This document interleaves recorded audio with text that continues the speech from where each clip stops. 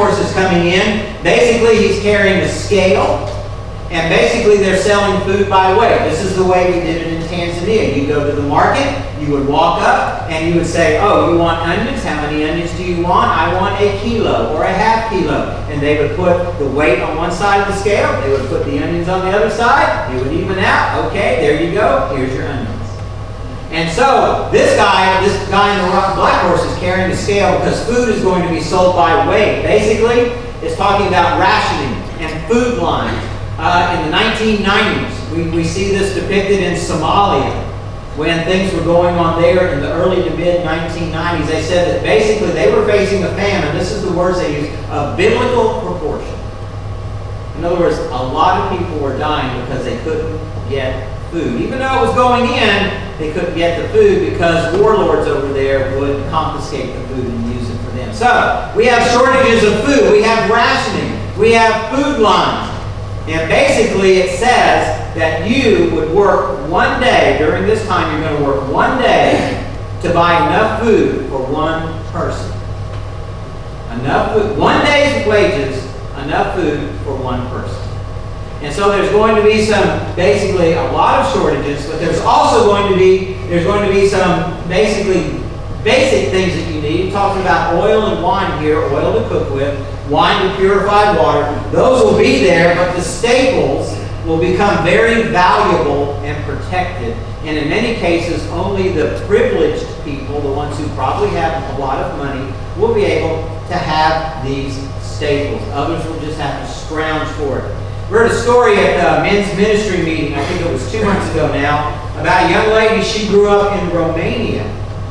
And it was before the wall came down. And she said that basically the grocery stores didn't have anything on the shelves. But they had books and names of people in those books who could buy things or get things when things came. And so she and her brother, I think they were 9 and 7 years old, the parents would go work in the factory, and they told the kids, the parents would tell the kids, if you see people running to the grocery store, go run. And basically you're getting in line. Because something's come in, and so you go and get in line. So she tells a story. One day, they saw people running by their house. So they ran out there, and they got in line. And she and her brother played tag team in line. 27 hours in line. And do you want to know what they got? A bunch of bananas. Waiting 27 hours, because that's all the store had, was bananas. And they were green. And so, as she tells the story, they went home and they said, "Oh man, how do we cook this? How do we eat this?" And the mom said, "No, we're going to put them up on top of here until they turn yellow." She said her brother and her were up there every day watching. "Come on, turn yellow, turn yellow, turn yellow, turn yellow, we want to eat you." Anyway, you're going to see this during this time, famine, shortages of food. Then you're going to see the fourth seal. It's open, and a pale green horse is basically going to come out. This wording here is basically, it's an ashen, pale, green, gray pallor. Basically, this person is death. You've heard the phrase death warmed over? They look like death warmed over. Well, this is death warmed over. And that's the color that he's going to be, kind of that pale, green, gray. And he's going to be on this horse. And basically, his name is Death, and he has Hades following behind him. Basically, Hades, the place of the dead. But you read in the first chapter, Jesus has the keys to death and Hades. He's the one that really controls it. But this guy on the horse, Death, is coming out, and he is given authority to kill 1/4 of the world's remaining population. 1/4. Now look around this room. Count 1, 2, 3, 4. Every fourth person, you're dead. And that's what this guy has the authority to do. 1/4 of the world's population is going to be killed during this time. What is he going to use for weapons? Well, we see the other two horses. Basically, the red horse, bloodshed, war is one of his weapons that he uses. The next one, famine, pestilence, plagues is what he's going to be using to kill off these people. And basically, when you have war, when you have lack of food, you're going to have lack of vaccines, no medical care, so you're going to see plagues come again. Any of y'all ever heard of the Ebola virus? All right? When we came to the States to visit one time, there was an outbreak in the Democratic Republic of Congo for Ebola. And we got on the elevator. It was when my dad was over in Health South. We got on the elevator and they had a poster. Oh, here's the symptoms. If you have any of these symptoms, you need to go see somebody. We're reading those and I go, well, I've had all of those. I had those when I had malaria.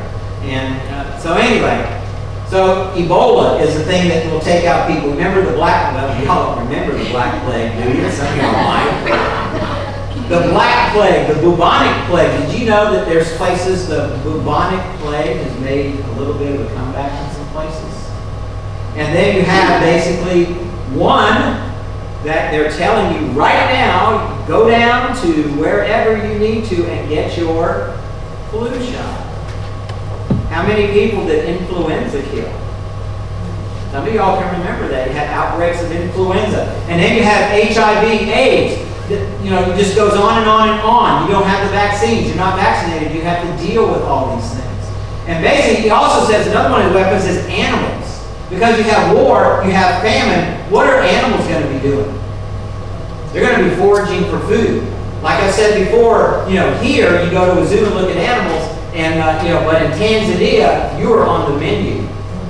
So you have to be careful where you go in Tanzania. So during this time, you're going to be on the menu. Because wild animals are going to be foraging. They're going to be looking for food, and they're coming after you. And basically, you see this happening time and again now when dictators, tyrants come in, and all these things are happening. But this is going to be of a global magnitude during this time. And you have to be careful. You're not going to have these things. The other day, I went and finally was able to get the shingles shot. And y'all got that? I got the first one. I had to go get another one. And I got it at Sam's Club because my doctor said, look over there. Maybe there won't be such of a demand there. So I did. They had it. And when the lady was giving me the first shingles shot, I looked at the poster for the shots that they give. And I said, oh, I've had all of those. Because she asked me, have you ever reacted to a vaccine before? I said, no, I've had every one of those, plus a few you don't have listed, and I've not had any reaction before. What? She goes, oh man, kind of stepped back a little bit. And I said, oh, I was in East Africa for 20 years as a missionary. And she goes, oh, I've got a friend going to Togo next week, doing a medical mission trip. I said, okay, cool. But anyway, so there won't be these things around, so that's going to be part of the tools that death uses. So, here you have the white horse, the red horse, the black horse, the pale green horse. And these are the seals being broken. And then, basically, that's retribution. Those things are coming out because of God's judgment. And then you see the response. On the fifth seal, that one is opened. And basically what we see here are the martyrs.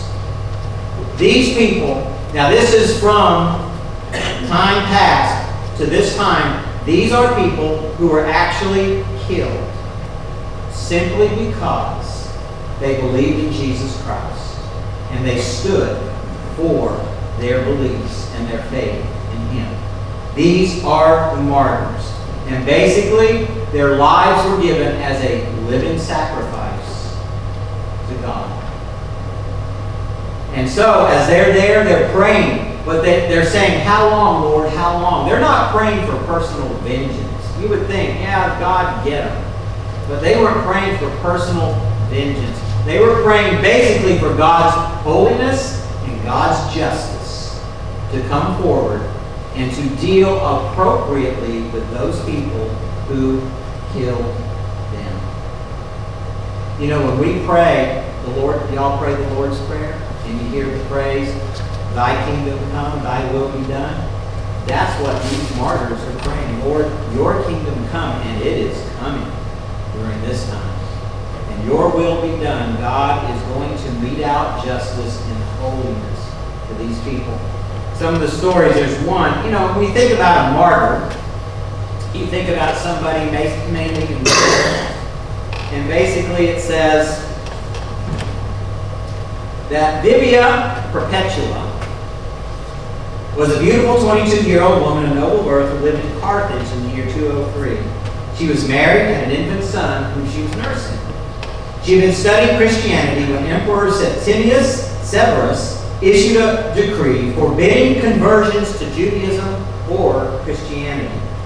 Ignoring the decree, Perpetua was baptized, and 2 days later, her conversion was discovered. She was imprisoned and condemned to death. Her father came, he was not a believer, and he came to prison with her son in his arms to plead that she renounce Christ and save her life. "Daughter," he said, "have pity on my gray hairs. Have pity on your father. Do not give me over to disgrace. Behold, your brothers, your mother, your aunt, your child cannot live without you. Do not destroy us all." Perpetua wept at her father's grief and tried to comfort him. "My father, do you see this picture? Can we call it by any other name than what it is?" "No," he said, "nor can I call myself by any other name than that of Christian. In this trial, what God determines will take place. We are not to be kept in our own keeping, but in God's." Her father left her, weeping bitterly. On March 7th, Perpetua and another Christian woman were led into the arena. First they were beaten, and then a wild bull was loosed on them. She was gored and mangled, yet she remained alive until gladiators entered the arena and stabbed her to death. And you think, well, that was way back then. Well, let me give you one from India, just recently. Two Bangladeshi men, 21-year-old Vipal Marandi and 27-year-old Tapan Kumar Roy, they showed the Jesus film to guests in their home. Now, we've showed that film, I lost count, the story of Jesus from his birth unto his ascension. They were showing this film in their home. They were threatened with death if they did not cease the showings. They did not comply. 2 weeks later, in the dead of night, their accusers entered their home and hacked them to death with machetes. And that was recent. Simply because they wanted people to know about Jesus Christ. What's going on in the world today? Just give you a thumbnail picture. More Christians were martyred in the 20th century than in all previous centuries combined. That's a lie. It is illegal to be a Christian in North Korea, and some 50,000 Christians have been sent to labor camps there. Christians are persecuted in 65 of 193 countries in the world. In Nigeria, we have over 300 churches that were burned, and 612 Christians were killed, and the numbers are climbing in that place. Basically, in Iran, treatment of Christians has worsened. The regime monitors church services, bans Farsi language services, and arrests converts. In India, anti-conversion laws have been adopted in 5 states, and these laws are frequently used as a pretext to disrupt church services, to harass Christians. Pastors are frequently beaten or killed, church buildings destroyed, and converts are forced to flee their homes. And in Iraq, 1.5 million Christians, over 1 million have left Iraq because of the persecution that's been happening since the fall of Saddam Hussein. And so you see that martyrdom is happening in this world as we speak. And we need to understand that these people are asking God for justice. And so that's what they are doing in this 5th seal. In the 6th seal, boy, Jesus just opened them one after the other after the other. Can you imagine being here and all this destruction is going on? You have famine, you have death, you have war, you have all these things going on. The martyrs who have died, now they're crying out to the Lord, saying, would you please show your holiness and righteousness now and your justice. Then on the 6th seal, basically is talking about cosmic catastrophes. It's talking about things that are happening on the earth as we know it. You have earthquakes. Have any of y'all ever been in an earthquake? Okay. We have in Tanzania. We thought, what? One morning we were about ready to get out of bed and the bed starts going like this. Shaking back and forth. We're going, what in the world is this? And then, it stopped. It went on for about 7-8 seconds and stopped. And then a friend of ours came later and he goes, Zay, he says, I don't want you to think I'm crazy, but did your house shake a little bit this morning?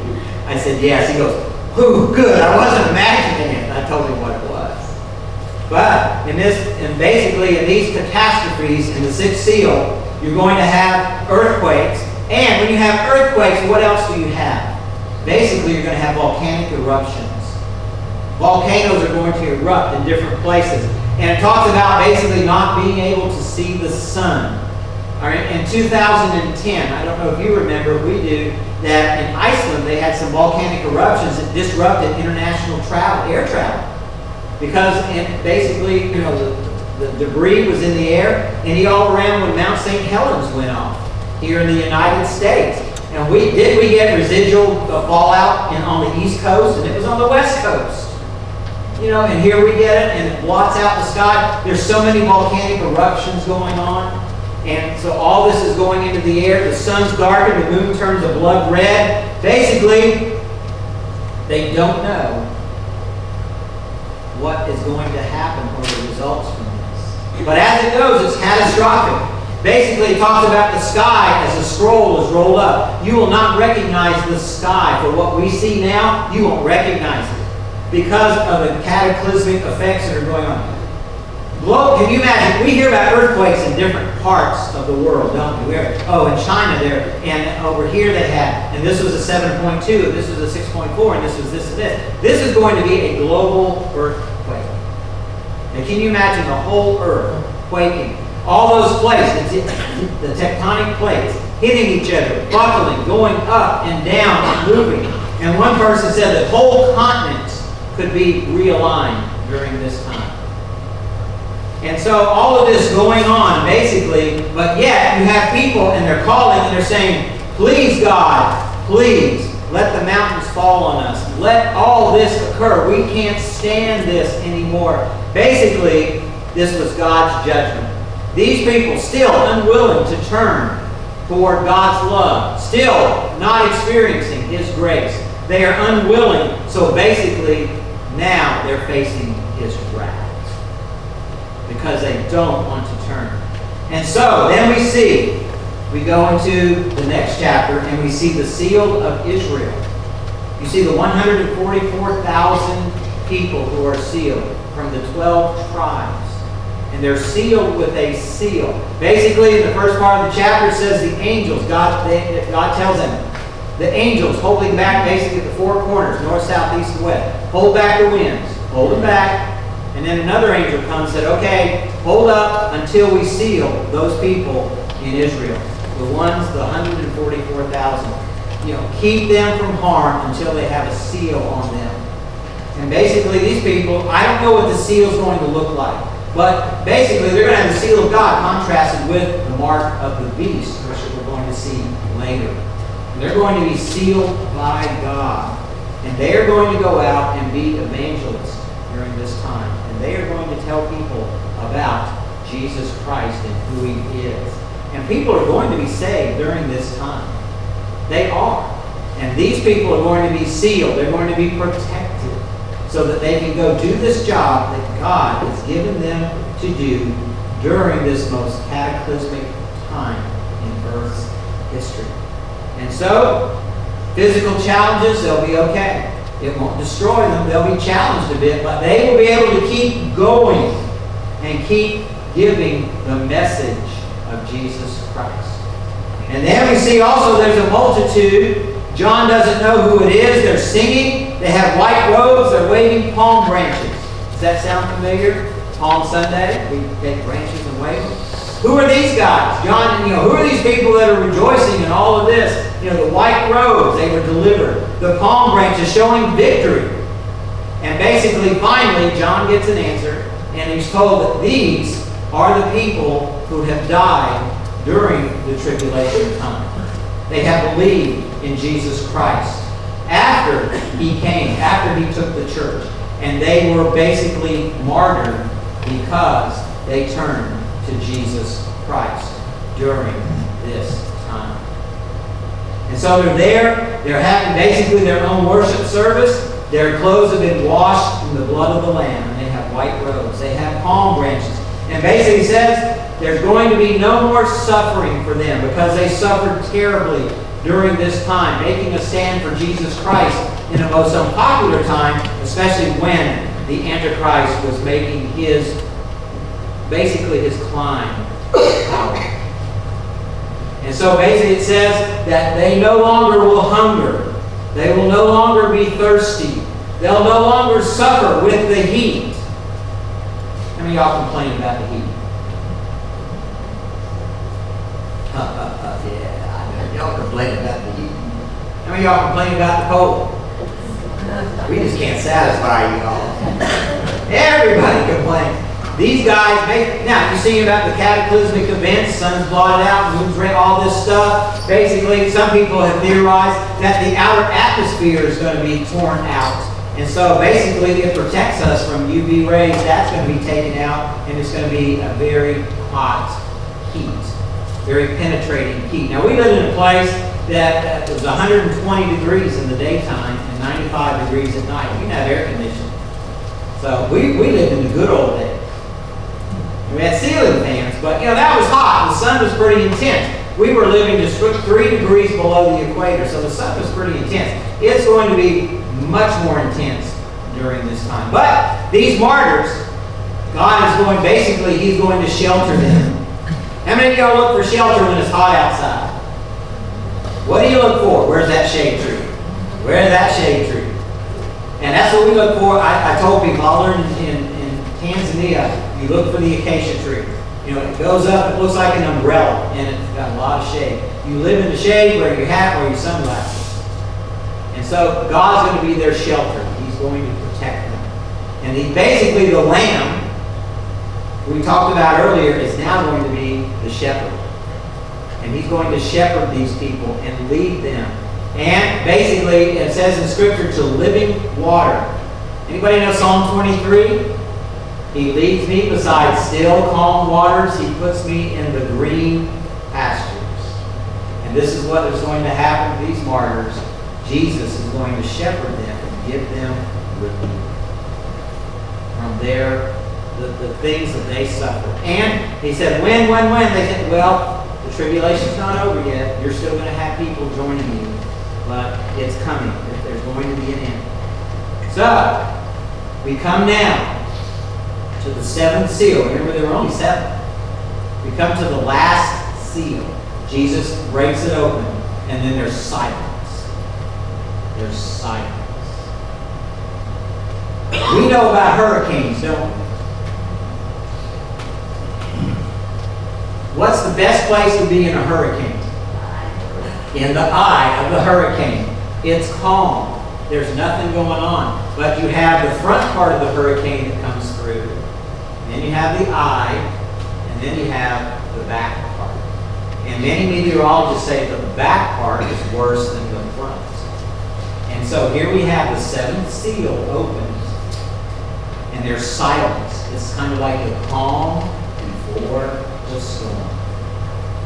Because it's really going to hit it. Because from the 7th seal broken open, we'll see this in next week. 7 trumpets are going to occur. 7 bowls are going to come out of this. And this just more judgment, more judgment, more judgment. And so basically it says they had worship. The angel came with the golden censer. They had incense, basically talking about the prayers of the saints going up. They did that in the temple. They would burn the incense, and it represented the prayers of the people going from the outer area into the Holy of Holies, and that represented the prayers of the people. This angel had an incense, basically an incense burner. The incense represented the prayers of the saints going up to God. And then another angel takes basically coals from the altar, and he puts it in the censer, and he throws it. Basically symbolizing God's judgment is coming on the earth. And basically, you see again, as this concludes, and this is part of chapter 8, there's thunder and lightning and earthquakes. Again, you can't get away from earthquakes. Man, you can't get away from an earthquake, can you? You see, now they're teaching our kids again in school about earthquakes. Have you seen that? That they're teaching kids, you get under a table, you hold on to the table, and stay under there. They're having those drills in schools again. And so, basically, it only gets worse from this point on. The 7 seals are open. Basically, this is the end of human history as we know it on earth. But God is still using these things to try and bring people to Him. Remember the story of Noah? Remember that story? Build the ark. 120 years, done. God brings in the animals, all the food. Noah, wife, sons, daughters-in-law get on the ark. And then the story goes to that point. They're all on, they're prepped, they're ready to go.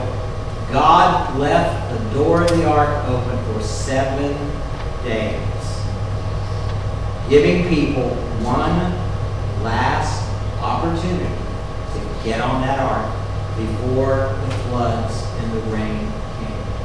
Did anyone take them up on it? Not according to Scripture. No one else took them up on it. God, even during this time of His wrath and the judgment on earth, He's still giving people an opportunity to come to Him. In the worst days of the history of planet Earth, He still supposedly, so you could say that, He still has the door of the ark open. Come on, come on, come on. Because final judgment is going to come at the end of this time. Come on, come on, come on. Some people complain, oh God, you don't give me enough chances, you don't give me opportunities. You've probably heard this story before. Flood, guy's on the roof of his house, he's surrounded by water. God, please help me. God, please help me, I need help. Guy comes by in a little John boat. Come on! No, I'm waiting for God to save me. You just go on, God's going to save me. Okay. Bigger boat comes along. Big one. Probably can hold 15, 20 people. Come on, get on the boat. You know, this flood's bad. It's rising up. It's going to go up another 12, 15 feet over your house.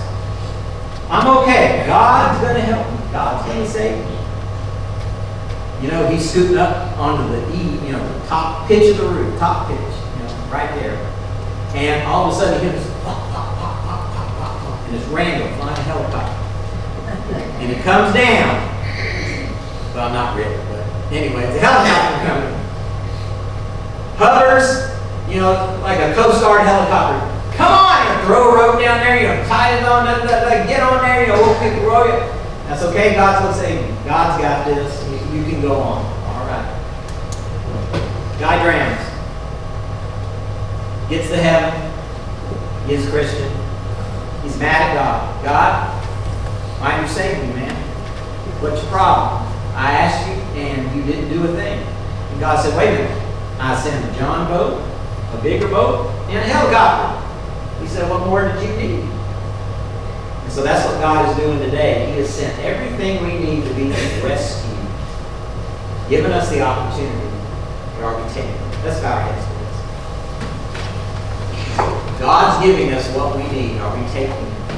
If you have accepted that, if you've accepted Jesus Christ as your Lord and Savior, that's a good thing. My encouragement is you live for Him every day. But what about people around you? Do others around you know Jesus? These events are coming. These things are going to take place. It's just a matter of when, not if. Let's be reaching people and talking to them about Jesus and who He is. I'm going to be standing right next to this table now. If you'd like to come and pray, talk to me, do whatever you would like, this is an opportunity. Karen's going to play one verse of a song. This is your opportunity.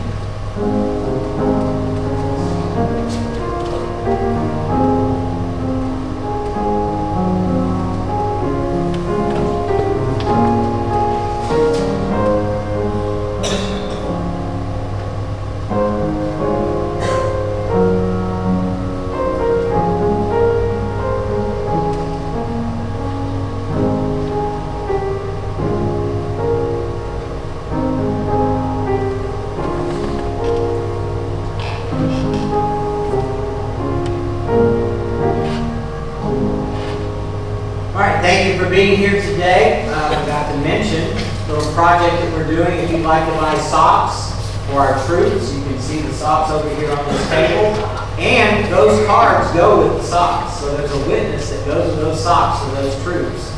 The information's in your bulletin. You can order online. If you don't feel comfortable, you don't know how to do that, you can give the money, put it in the offering plate or whatever, bring the money by, and we'll eventually make one order and send it. Now, we won't touch the socks. The company that makes these, Storlo, they send the socks straight to the troops. So we don't have to handle it, send it, and do anything with that. We just buy them, and they send it on to the troops. And basically, you can buy one pair for $7 or 3 pair for $21. And these socks are good socks, worn for 20 plus years in Tanzania, and I'm still trying to wear some of them now. I mean, they're good. And they also are infused, I think, with some silver to help keep down bacteria that would build up. So that's important. All right, let's stand. And we're going to sing, "What a Mighty God We Serve."